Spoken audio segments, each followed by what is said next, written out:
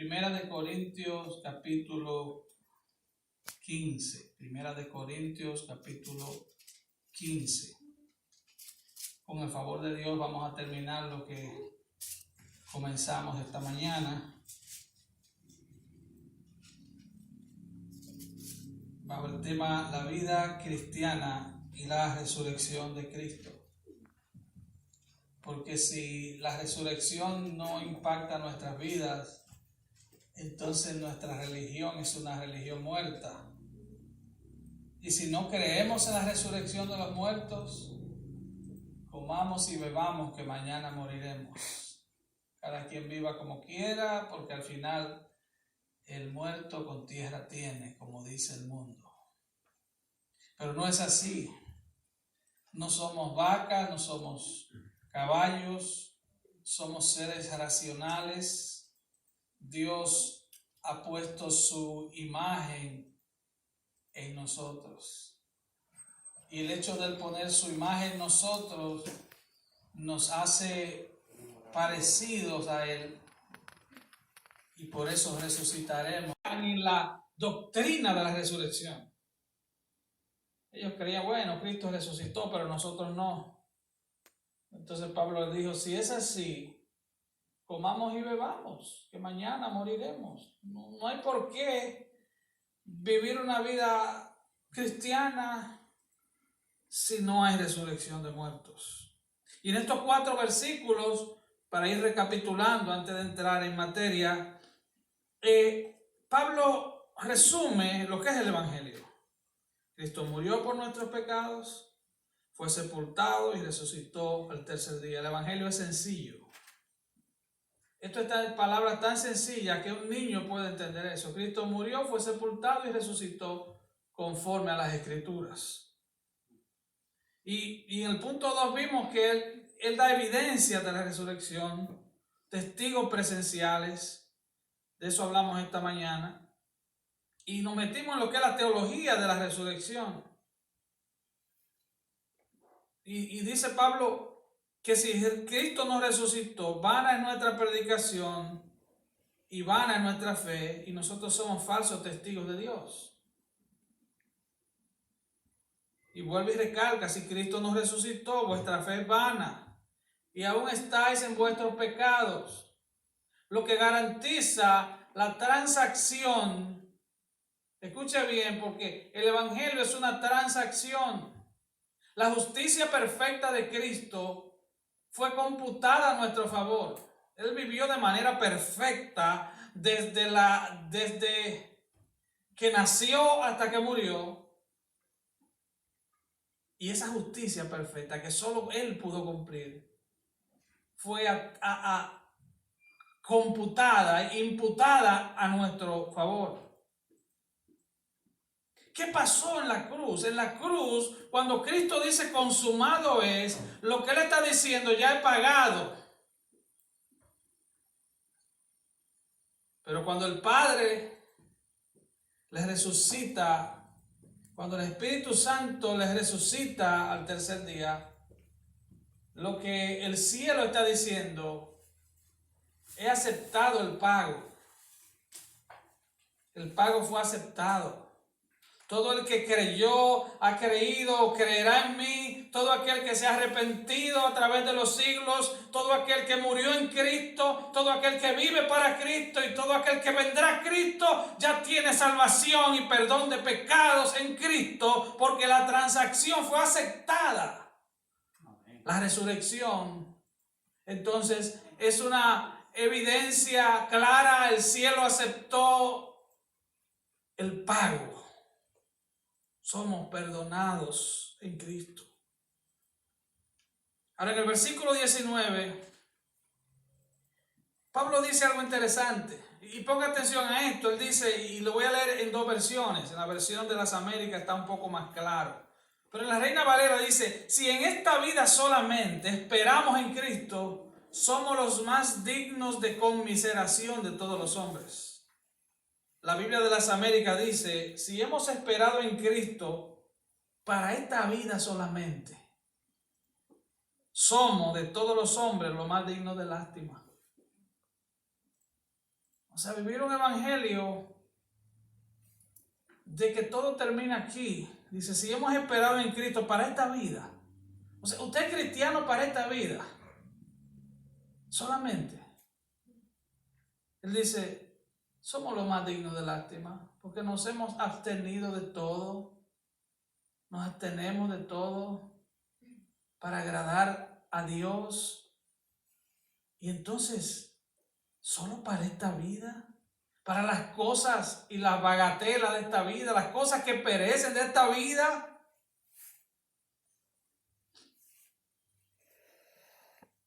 Más, dice el versículo 20, más ahora Cristo ha resucitado de los muertos. Primicia de los que durmieron es esto. Él es la primicia. Primicia es el primer fruto de un árbol o de una cosecha. Cristo es la primicia. Eso quiere decir que vienen más frutos. Todos resucitaremos. Unos resucitaremos para vida eterna y otros para perdición y confusión eterna. Esta vida no termina aquí. De hecho, el ser humano no fue creado para morir. Fue creado para vivir eternamente. Porque así como en Adán todos mueren, también en Cristo todos son vivificados. Nosotros no somos hijos de Adán. El que ha creído en Cristo ahora es hijo de Dios. Éramos hijos de Adán, ahora somos hijos de Dios a través de Cristo. Y él da la escala, él dice el orden, dice, pero cada uno en su debido orden. Cristo, las primicias, luego los que son de Cristo en su venida. Ahora, eso nos lleva al cuarto punto, caminando en la esperanza de la resurrección. Y Pablo argumenta y dice, ¿y por qué nosotros peligramos a toda hora? Os aseguro, hermanos, por la gloria que de vosotros tengo en nuestro Señor Jesucristo, que cada día muero. Es lo que quiere decir. Si no hubiera resurrección, ¿por qué yo me arriesgo tanto? ¿Usted entiende eso? Le está diciendo, yo me arriesgo tanto porque yo sé que después de esta vida hay otra. Yo arriesgo esta vida porque esta no es la verdadera. Esta es una antesala a la vida verdadera que viene. Y dice, ¿por qué nosotros peligramos a toda hora? Os aseguro, hermanos, por la gloria que de vosotros tengo en Cristo, que cada día muero. Si como hombre batallé en Éfeso contra fieras, ¿qué me aprovecha? O sea, le está diciendo, piensa en esto, arriesgarse para al fin terminar igual que un impío. ¿Usted está entendiendo?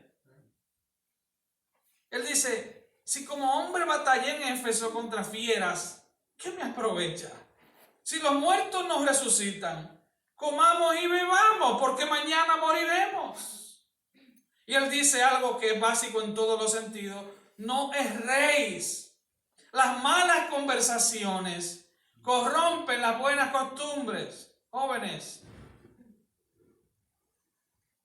Y dice, velad debidamente y no pequéis, porque algunos no conocen a Dios. Está hablando de gente de la iglesia. Dice, gente de la iglesia que no creen en la resurrección, pero es porque no conocen a Dios. Quieren vivir libertinamente como ellos le antojen vivir, porque no conocen a Dios, porque no esperan una resurrección, porque creen que el muerto con tierra tiene. No, mis hermanos.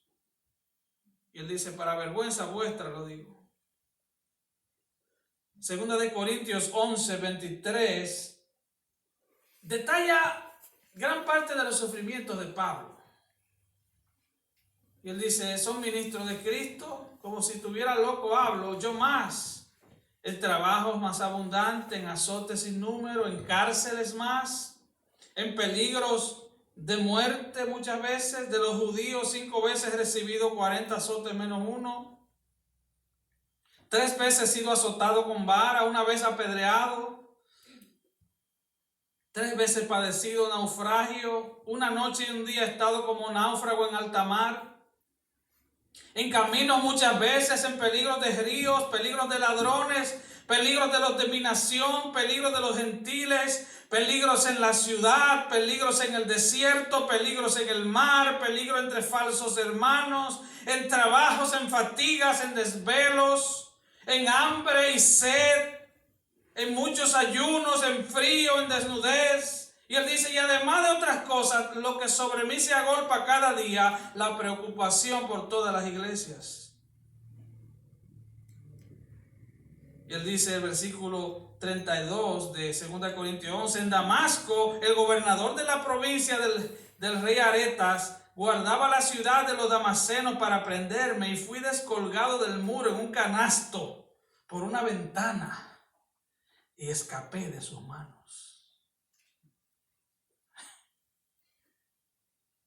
Ahora, volviendo al capítulo 15, le está diciendo, si la resurrección no fuera real, ¿para qué yo hiciera eso? Hermanos, si no existiera la resurrección, el cristianismo fuera un fiasco. Es más, el que no cree en la resurrección de los muertos no es cristiano. No puede ser cristiano una persona que piense que todo termina aquí ahora, que su mejor día es hoy, que todo tiene que ver con el día de hoy, que mañana no importa. La resurrección es la columna vertebral de nuestra fe. Él resucitó, Él está vivo. Eso nos lleva al quinto punto, la gran pregunta. Versículo 35. Pero dirá alguno, ¿cómo resucitarán los muertos? ¿Con qué cuerpo vendrán? Oiga, qué pregunta. Esa es la pregunta del millón. Y Pablo le responde con una palabra bien fuerte. Le dice, necio, lo que tú siembras no se vivifica si no muere antes. Y lo que siembras no es el cuerpo que ha de salir, sino el grano desnudo, ya sea de trigo o de otro grano. Pero Dios le da al cuerpo como Él quiso, y a cada semilla su propio cuerpo. Y en los evangelios Jesús dice, si el grano de trigo no cae en tierra y muere, no lleva fruto. En otras palabras, antes de que un grano fructifique, ¿qué debe hacer primero? Morir. Ahora, cuando el grano de maíz es sembrado, pasa por un proceso de decomposición, nace una mata de maíz, no nace una de aguacate. O sea, resucitaremos con un cuerpo como lo que somos. O sea, yo no espero tener 7 pies cuando resucite, ni tener los ojos verdes. Yo voy a ser yo mismo, pero con un cuerpo mucho más guapo, mucho más elegante, mucho más juvenil.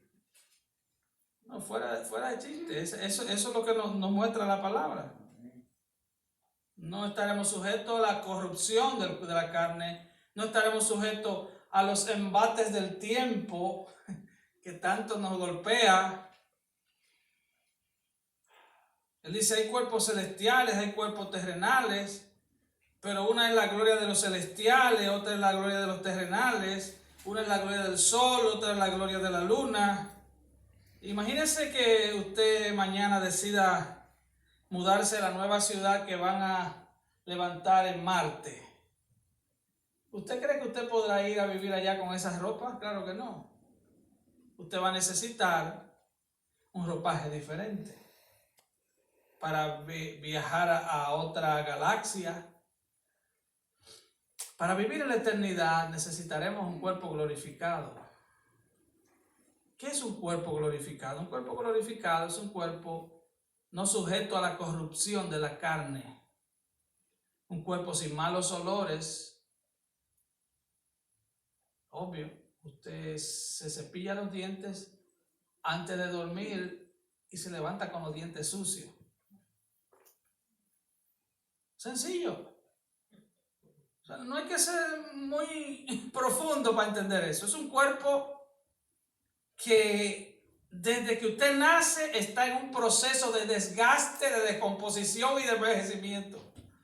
Lo que pasa es que muchos, ¿no?, se arreglan aquí, se arreglan allí, pero como quiera se está descomponiendo con todos los arreglos. No hay forma de detener ese proceso. El cuerpo glorificado no, y pareciera que tampoco estará sujeto a las leyes, muchas leyes físicas. Podemos ver que cuando el Señor resucita, Él traspasa las paredes. Eso es lo que parece que nos dice el texto de la resurrección. Los discípulos estaban encerrados por miedo y Él, sin abrir la puerta, entró. Él tuvo que decirle: pasa a vosotros, para que los discípulos no cayeran en un, ¿cómo decir?, en un pánico. Ahora, eso nos lleva al punto 6, el misterio revelado. Y Pablo dice: aquí os digo un misterio, no todos dormiremos, pero todos seremos transformados. No todos dormiremos. Cuando dice no todos dormiremos, es que no todos van a morir a la venida de Cristo. Habrá gente que vivirá a la venida de Cristo, que no le tocará resucitar, sino ser transformado para vivir con el Señor por siempre. De eso nos habla Segunda Tesalonicenses, cuando dice que el Señor mismo, con voz de mando, con voz de arcángel y con trompeta de Dios, descenderá del cielo. El Señor mismo.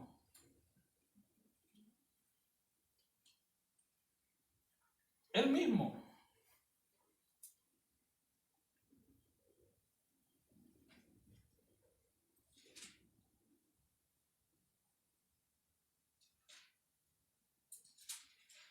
El Señor mismo, Primera Tesalonicenses 4, versículo 16, con voz de mando, con voz de arcángel y con trompeta de Dios, descenderá del cielo. Y los muertos en Cristo resucitarán primero. Luego nosotros, los que vivimos, los que hayamos quedado, seremos arrebatados. Harpazo, esa es la palabra en griego. No aparece la palabra rapto, aparece la palabra harpazo, es tomar de repente. Seremos tomados de repente para recibir al Señor en el aire, y así estaremos siempre con el Señor. Pero note el versículo 16 que dice: porque el Señor mismo. Él no dice: voy a enviar al arcángel Miguel, voy a enviar al ángel Miguel, voy a enviar a Moisés, voy a enviar a Elías. No, el Señor mismo. El Señor mismo viene por su iglesia. Él mismo, en persona, Él mismo viene. Eso es tan cierto como que estamos aquí. El Señor viene por su iglesia. Y lo que vivamos o vivan, seremos arrebatados, y los que ya hayamos muerto seremos resucitados con el Señor. Dice que en un momento, volviendo a 1 Corintios 15, en un abrir y cerrar de ojos, a la final trompeta, porque se tocará trompeta y los muertos serán resucitados incorruptibles. Estamos hablando del cuerpo incorruptible, un cuerpo sin corrupción, porque es necesario que esto corruptible se vista de incorrupción. Está hablando del cuerpo, está hablando de la parte exterior, el cuerpo será vestido de incorrupción. Y esto mortal se vestirá de inmortalidad. ¿Cómo resucitaremos? Resucitaremos como Jesús, parecidos a los ángeles, para vivir con el Señor por siempre. Hermano, es una promesa demasiado grande. No hay nada que se parezca a eso. Viviremos con Jesús por siempre. Al Señor que adoramos será el que veremos cada día. Y eso nos lleva al último punto, la exhortación final para los que creen en la resurrección.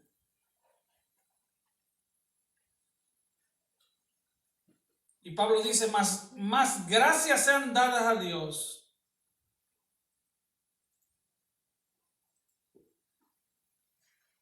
que nos da la victoria por medio de nuestro Señor Jesucristo.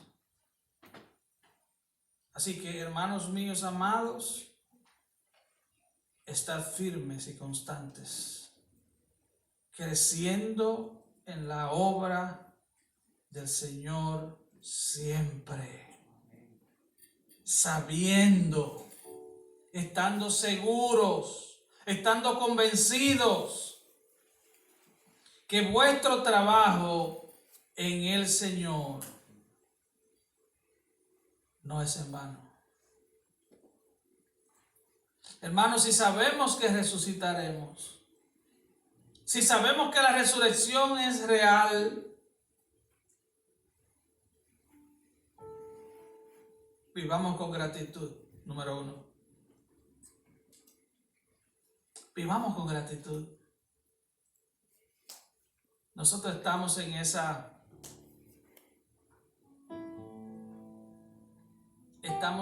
lista de espera. Vivamos con gratitud porque tenemos una esperanza gloriosa. Vivamos con gratitud porque por su pura gracia hemos sido salvos.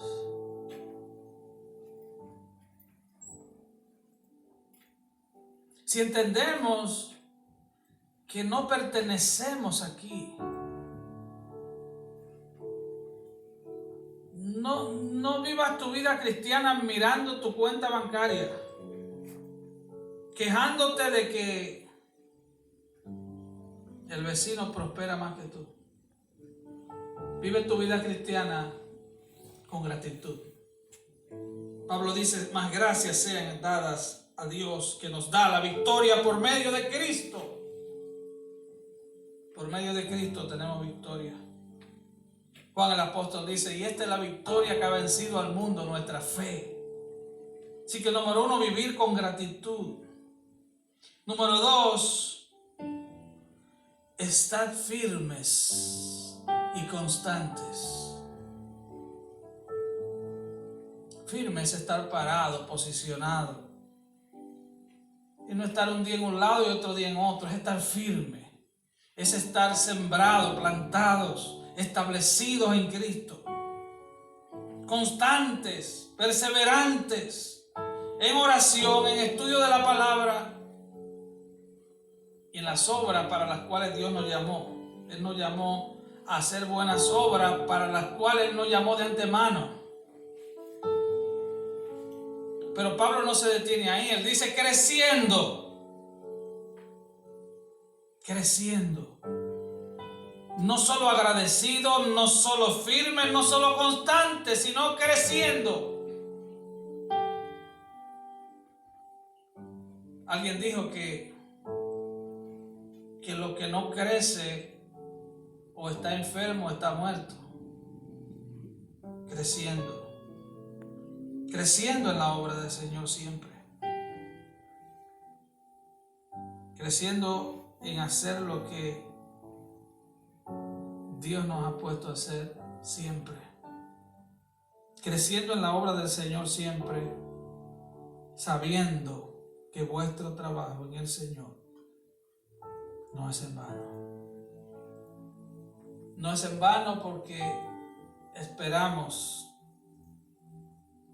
la esperanza bienaventurada de la venida de Cristo, o esperamos resucitar en aquel día para estar con Cristo. Nuestro final es Cristo. El tren del Evangelio termina en esa última parada, la presencia eterna de Cristo. Amén. Póngase de pie, por favor.